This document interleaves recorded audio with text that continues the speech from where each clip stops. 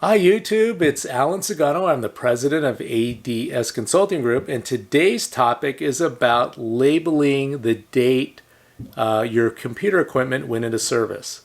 So we try to put the dates of when something went into service, and that way if we're doing like just a sweep really quickly, we can look down and go, oh, okay, this one's been in service for 5 years or 3 years or 4 years or hopefully it hasn't been there for 10 years because that would be scary, but it just kind of gives you a really quick idea and a concept right now. Hey, you need to make sure you renew the hardware contract on this particular piece of equipment, or maybe this is coming end of life. Maybe we need to plan or budget for something else.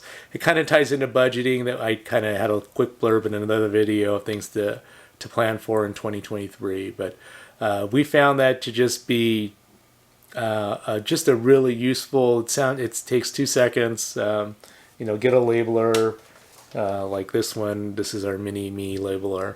And then just put the date that it went into service, and that way there's not a question of, how long has this server been in production?